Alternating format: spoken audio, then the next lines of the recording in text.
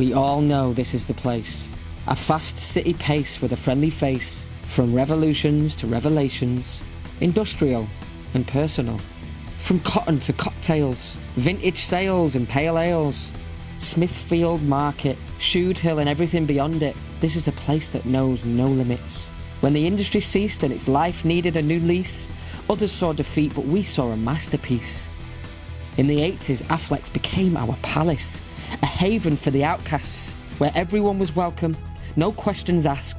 1993 is when everything changed and it became known by mothers, fathers, sons and daughters as the Northern Quarter, a place to roam. There's studios for the artists, places to shop when you need some catharsis, somewhere to stop and have a brew or share a laugh and a beer or two. We all know this is the place. Nestled in the corner of a bar on the edge of the Northern Quarter is the Hassel family. Across 3 generations, Grandma Brenda, Mum Claire and youngest Jay all have very different experiences and memories of a place close to all of their hearts.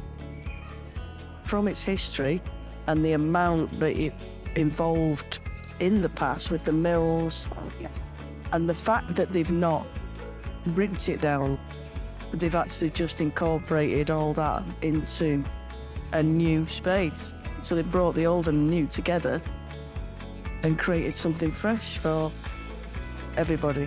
There was a Tim Street where we used to go on a regular Sunday morning. You got to see all the animals. But they had like monkeys and dogs and puppies, parrots, rats, all kinds of different animals all in the shops, in the windows. But then he'd also look to one side and then Dad would sort of like the gardeners away from the other side because it was all the interesting shops on the side.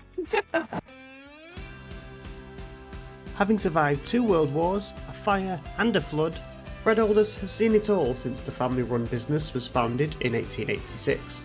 5 generations later, the business is still going strong, having been one of the first creative businesses to move into the Northern Quarter and help pave the way for what it is today.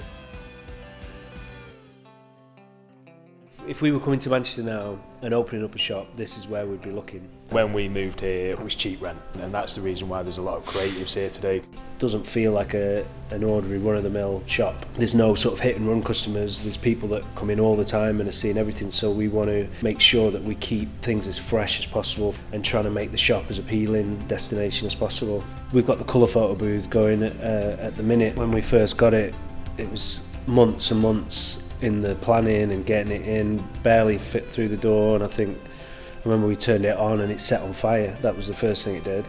But when they're both up and running on a busy Saturday and you see families going in there, people documenting, they've just had a baby and they're going in every few months to document it, that keeps you going with it.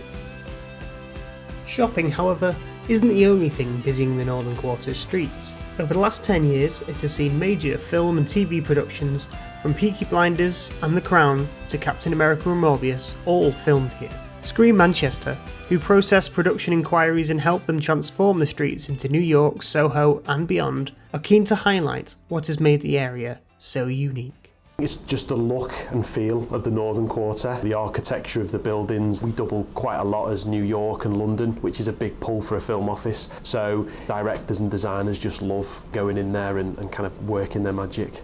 Captain America had a lot to do, the kind of first Avenger back in 2009 to 2010. They really kind of transformed that kind of Dale Street environment, an ambitious kind of task really for the Northern Quarter to cater with. Suddenly 300 crew, so many trucks, special effects, road closures. But from that, we've been able to spin out that positive legacy. All of these other shows can come in and enjoy the Northern Quarter because of that learning curve that it's gone through. The city is getting so much busier with productions wanting to come and base themselves here and film here. So being my role and helping facilitate local based crew get those jobs on those productions, it for me is, I've got a great sense of pride really, because it's just showing how much the city is blossoming and how much talented people we do have based here. Have you never been in Netflix? No. You've not? No. It's brilliant.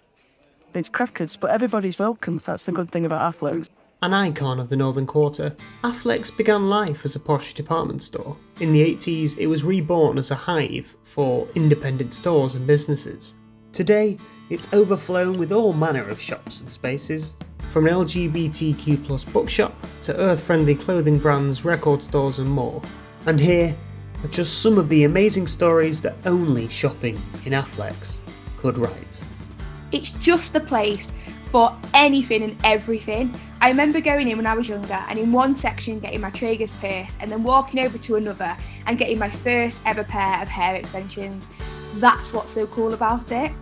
It was a friend who'd been to Manchester and found out what Afflecks Palace was. She'd found this amazing place which had loads of cool and crazy shops. It's a place that brought everybody together. When you're growing up and trying to find out who you are and what your identity is, it was Afflecks that allowed me to figure that out, to be me, the person I still am today.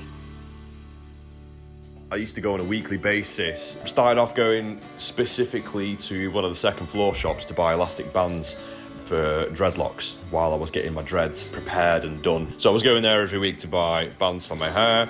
Then I started buying loads of sort of beads and necklaces. Then I got my first ever sort of stretchers from there, my tunnels. But yeah, I just loved dancing around all the stores really. I think the first memory of Afflecks that I have is probably the strongest one. I was maybe 12, out in the city with friends on a Saturday for the first time. And just stepping in and seeing the litany of band shirts everywhere is mind-blowing. And this is before you've got to the first store and realise that there's a million other things that are about to capture the imagination. It feels like it's putting the weird and wonderful on display, and that's what the city's known for really. Like, all of our culture here is a little bit offbeat and a little bit different. We celebrate that fact. On the 6th day, God created Manchester. A city of buzzing streets, always expanding. Tib to Oldham, Lever to Newton and Dale to Hilton. The future? Who knows where we'll be. But come heavy rain or sunshine, it'll always be standing. This is our city, where all can thrive. These are our streets. This is our hive.